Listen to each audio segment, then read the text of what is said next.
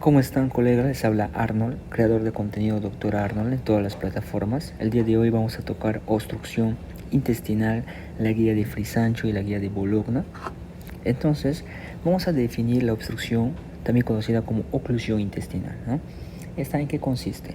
Tenemos que va a consistir en la detención completa y persistente, ojo acá, persistente del contenido intestinal en cualquier punto a lo largo de todo el tubo digestivo. Y se preguntarán, ¿qué pasa si esa obstrucción no es persistente? Entonces no vendría a ser una obstrucción. Pero si es persistente y no está completamente detenida el tránsito intestinal, como por ejemplo la imagen que estoy dibujando, hay un pase de algunos gases, de un poco de contenido intestinal. Y eso se conoce como suboclusión intestinal. Y un tip que yo creé, una triada para que ustedes puedan marcar muy fácil en los exámenes y no se confundan, es que cuando ustedes leen dolor abdominal, leen distensión abdominal y vómitos, vayan pensando que es una obstrucción intestinal. Y más adelante lo van a ir entendiendo mucho mejor el por qué. A su vez, la obstrucción se subdivide en un hilio mecánico y un hilio funcional. ¿En qué consiste el hilio mecánico? Que siempre va a ser secundario a alguna patología. Esa patología puede ser intraluminal, que está dentro, por ejemplo, un besoar que está dentro del tubo digestivo y impide el pase. Intramural o intrínseca puede ser por tumoraciones, las cuales están dentro de la pared del tubo digestivo, van creciendo hasta tapar toda la luz intestinal. Y extrínseca, tenemos el tubo digestivo y bridas o adherencias que no van a permitir el pase del contenido intestinal. Ahora, el hilio funcional, ¿por qué se da? Porque va a haber una alteración en la motilidad. Ese intestino no se está moviendo. Hay una parálisis completa del músculo liso. Y eso puede implicar dos cosas, a nivel neuronal y a nivel metabólico. A su vez, tenemos conceptos que es muy importante definir para que no haya confusiones en los exámenes. Tenemos, por ejemplo, la obstrucción simple, que es una perturbación exclusiva, si solo del tránsito intestinal. Por eso, ¿no? Obstrucción simple. La obstrucción parcial, como les había dicho, tenemos el tubo digestivo y, por ejemplo, tenemos un tumor intramural que no tapa toda la luz intestinal y hay pase de algunos gases, algunos líquidos. Luego tenemos la obstrucción con estrangulación, la cual va a haber una perturbación de ese tránsito intestinal y va a comprometer la circulación sanguínea de ese segmento intestinal afectado y por lo tanto va a comprometer la viabilidad tisular, ¿no? Y por último tenemos la obstrucción en asa cerrada o encarcelada. El ejemplo más claro tenemos la obstrucción en grano de café, en donde tanto el segmento proximal como el segmento distal está obstruido. Y estos comprometen muy rápido la viabilidad tisular del tejido afectado. Y el ejemplo más claro, como les menciono, es el grano de café o asa en omega. Ahora, para ver la etiología, vamos a tener en esta imagen el hilo mecánico, el hilo funcional. En el hilo mecánico tenemos la patología intrínseca y dentro de la patología intrínseca tenemos congénita, por ejemplo, duplicaciones o defectos de rotación, cuando el intestino es muy grande y se puede enrollar sobre su meso y va a producir la obstrucción. Tumores, ya sea benignos o tumores malignos, los cuales también impiden el paso adecuado del contenido intestinal. Inflamación, las tres comunes: enfermedad de Crohn, la tuberculosis y la diverticulitis, ¿no? Recuerda que la diverticulitis es más frecuente en el lado izquierdo. Tenemos trauma, radiaciones y isquemia en menor frecuencia, pero también es bueno mencionarlo para no confundirse.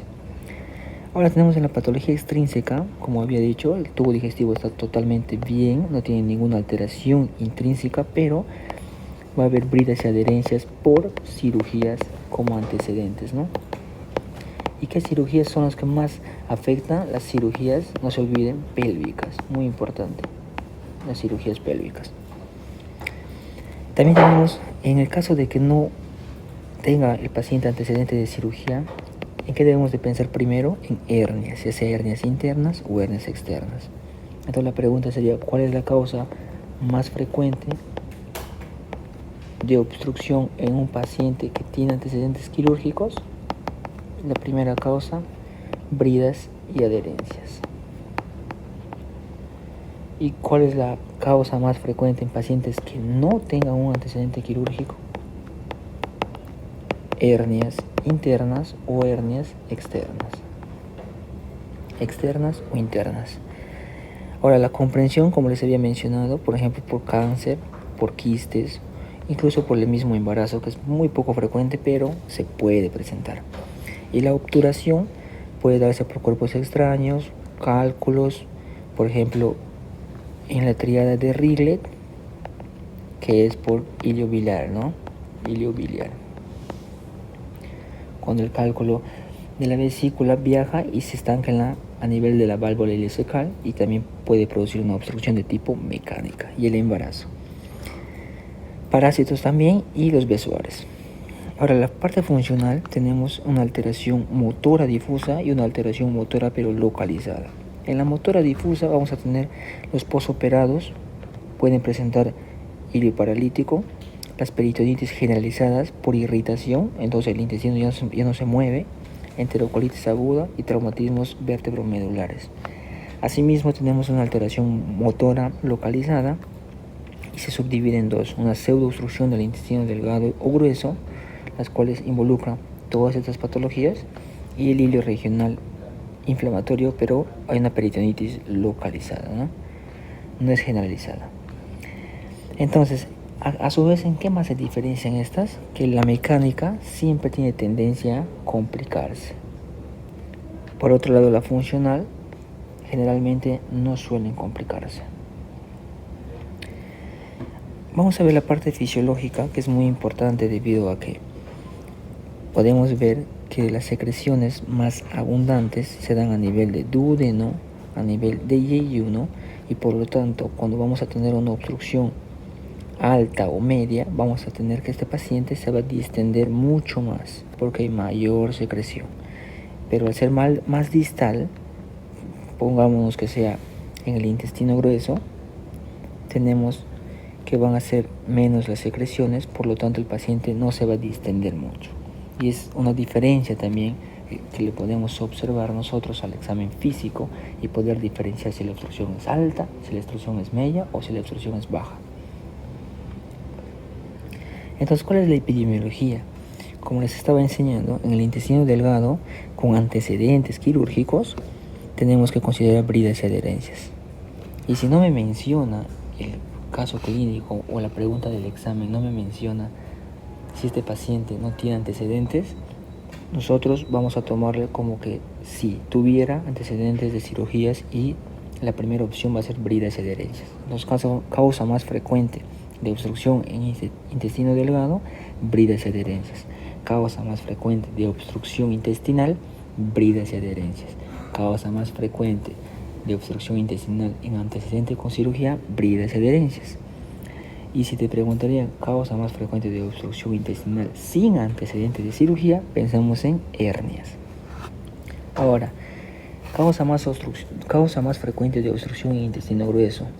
En el Perú tenemos que siempre recordar vólvulo, en el Perú. Pero si la pregunta dice causa más frecuente en primer mundo, neoplasias, cáncer, por ejemplo, Estados Unidos, ¿no? Ahora, causa más frecuente de obstrucción en recién nacido, ileomeconial. En lactantes, intosuspección. ¿Y qué vamos a ver además de la intosuspensión, o qué nos va a hacer pensar en intosuspección? Heces en jalea de Grosella. No se olviden, pregunta clásica. En adultos de 18 a 50 años, bridas y adherencias. ¿Cuál es la cirugía que más se asocia? Las cirugías pélvicas. Y si sin antecedentes de cirugía, hernias. Y si es más de 50 años, pensar en vólvulos y en cáncer. También tenemos acá una epidemiología, que la obstrucción intestinal parcial, esta de color azul, es más frecuente que la total. Y como siempre, encabezando las adherencias en un 60% a las demás patologías. Y acá tenemos una hernia estrangulada, ¿no? Cuando compromete la parte proximal y la parte distal, o sea, le está estrangulando a ese nivel. El vólvulo, que es una torsión sobre el mismo, que puede ser por duplicaciones, o sea, porque ha crecido mucho más de lo normal, o no está fijado a su meso de manera adecuada. y la invaginación intestinal, que es la introspección en niños, y lo que vamos a ver acá son las heces en jalea de Grosseto.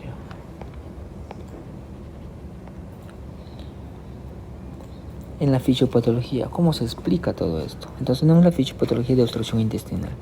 Al haber una detención del tracto gastrointestinal, va a haber un acúmulo de contenido intestinal. Poco a poco, todo el contenido intestinal se va deteniendo a ese nivel de la obstrucción. Por lo tanto, al distenderse las paredes del tubo digestivo, va a comenzar a haber una disminución de la absorción, va a haber una creación de un tercer espacio por extravasación de líquidos, y todo esto me va a conllevar a una proliferación bacteriana, al aumento mucho más de la presión intraluminal, a un edema y a un éxtasis venoso. Esta proliferación bacteriana va a producir una translocación cuando ya prolifera demasiado y me va a llevar a sepsis finalmente. Asimismo, el aumento de presión intraluminal, si no se trata a tiempo, puede llevarme finalmente a una gangrena y luego a una perforación. Y el edema y éxtasis venoso me va a conllevar a una trombosis isquémica que va a terminar finalmente en una gangrena y una perforación. Y también va a haber alteraciones hidroelectrolíticas que ayudan a esta trombosis isquémica. Finalmente se va a dar la sepsis. ¿Cuáles son los síntomas y signos que vamos a poder observar en el paciente? Primero, el paciente oliguria, ¿no? Va a haber pérdida de líquidos en un tercer espacio, no va a haber absorción adecuada de líquidos, por lo tanto el paciente va a mostrar oliguria. Luego, azoemia, hemoconcentración, porque está creándose un tercer espacio, va a comenzar a bajar la presión del paciente debido a que está perdiendo líquidos, no está absorbiendo y no se puede hidratar debido a que va a haber una distensión y dolor abdominal. Y finalmente un shock. Todo esto, al aumentar el contenido intestinal, aumenta la presión intraabdominal y por lo tanto puede elevar el diafragma. Y eso mismo me va a disminuir la capacidad pulmonar. Las bacterias que más frecuente vamos a encontrar son el E. coli, el Streptococcus faecalis y la Klebsiella, en 10 a la 9 o 10 a la 10 por mililitro. Y vamos a tener una translocación bacteriana también, como les mencioné anteriormente. Entonces tenemos una clasificación de una obstrucción alta, de una obstrucción media y de una obstrucción baja. La obstrucción alta vamos a tener que se da a nivel del ligamento de Treis. Entonces, por encima de este ligamento de Treis, que abarca duodeno y el estómago y todo hasta arriba del tubo digestivo, vamos a tener que es una obstrucción alta. La obstrucción media, que abarca el yeyuno, el ilio y el colon derecho, y la obstrucción baja, que abarca el colon izquierdo, el sigmoides y el recto. ¿Cómo diferenciarlas? Fácil, mediante esta tablita que he creado. Sería alta, media y baja. La alta se caracteriza por todas van a tener dolor. El factor común acá es el dolor, pero la alta se caracteriza porque va a haber más vómitos. ¿Y por qué va a haber más vómitos? Al ser la obstrucción a nivel más alta, más rápido se va a distender las paredes, más rápido va a haber llenado gástrico y por lo tanto va a haber vómitos. Entonces los vómitos son los que predominan en la obstrucción alta. Distensión va a haber muy poco, ya que está a nivel de duodeno y ya que el paciente se encuentra vomitando frecuentemente. No va a haber mucha obstrucción.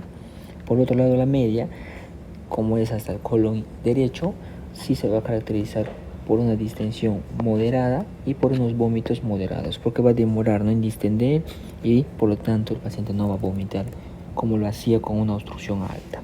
Y la obstrucción baja, ya que llega hasta el recto, colon izquierdo, sigmoides y recto, esa sí se va a distender mucho. Entonces lo que le caracteriza más es la distensión a la obstrucción intestinal baja. Y los vómitos van a ser vómitos tardíos, ya no van a ser vómitos frecuentes como en la alta, sino van a ser vómitos más tardíos y vómitos fecaloideos, ya que abarca hasta el recto. En la clínica tenemos la obstrucción y las características, ¿no? Tenemos en la clínica la obstrucción característica alta y bajas, porque es otra división que suelen enseñar. Algunos enseñan obstrucción alta, media y baja, y otros altas y bajas. Entonces, tenemos que en la clínica el dolor abdominal va a ser más intermitente, tipo cólico en ambas, pero más intermitente en la alta. A diferencia de la baja, va a ser un dolor abdominal más marcado. Los vómitos van a ser vómitos precoces, ya les expliqué por qué, y se va a perder cloruro, se va a perder ácido clorhídrico, por lo tanto vamos a perder hidrogeniones y va a disminuir el potasio. Mientras que en la obstrucción intestinal baja va a haber vómitos tardíos y por lo tanto van a ser fecaloideos. La distensión, no hay distensión, y si es que hubiera ligeramente en el epigástrico. Entonces se pierde la burbuja gástrica, ¿no? En una obstrucción alta. Por otro lado, en las bajas son generalizadas, muy marcadas. Los ruidos hidroaéreos en la alta van a ser, y en la baja van a ser bajos en frecuencia, pero altos en tono. ¿Y por qué? Se preguntarán. Porque esos ruidos quieren vencer lo que es esa... Y se preguntarán por qué. Porque el intestino va a contraerse con mayor fuerza para que pueda vencer ese obstáculo, lo cual está impidiendo el tránsito normal del contenido intestinal. Por lo tanto, esos ruidos hidroaéreos van a aumentar y se va a escuchar ruidos de lucha o ruidos metálicos que se conocen. La alteración hidroelectrolítica, vamos a tener que en la alta va a haber una alcalosis metabólica, porque no tiene nada que ver la parte respiratoria, sino es una alcalosis metabólica, el paciente está vomitando, hipoclorémica y hipopotasémica. Por lo tanto, en la baja va a ser una alteración hidroelectrolítica de tipo acidosis, metabólica también, hiponatrémica. A su vez, podemos ver que el inicio en el intestino delgado y en el intestino grueso, vamos a diferenciar ahora. El inicio en el intestino delgado es brusco, pero en el intestino grueso es más solapado, ¿no? Es más tardío. El dolor va a ser más marcado en el intestino delgado y en el intestino grueso va a ser más moderado. El tipo de dolor va a ser cólico, sobre todo se va a centrar en la región periumbilical, y en el intestino grueso va a ser moderado y se fija más en el hipogastrio. Las emisiones de gases puede haber algunas veces. ¿Y por qué puede haber emisiones de gases? Recordemos que el intestino va después, ¿por qué puede haber emisiones de gases?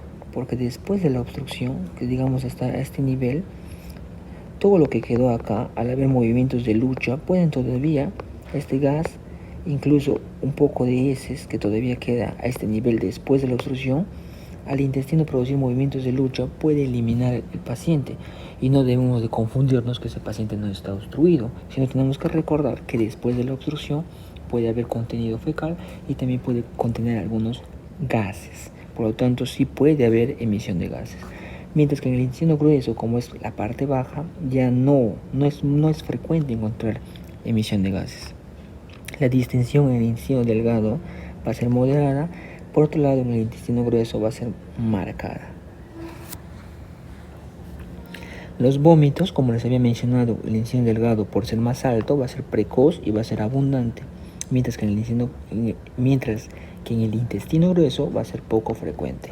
En el estado general va a haber un deterioro precoz en el intestino delgado debido a que el paciente tiene más dolor, inicia de más brusco y va a tener más vómitos, entonces el deterioro va a ser precoz, mientras que en el intestino grueso el deterioro va a ser más lento, más tardío.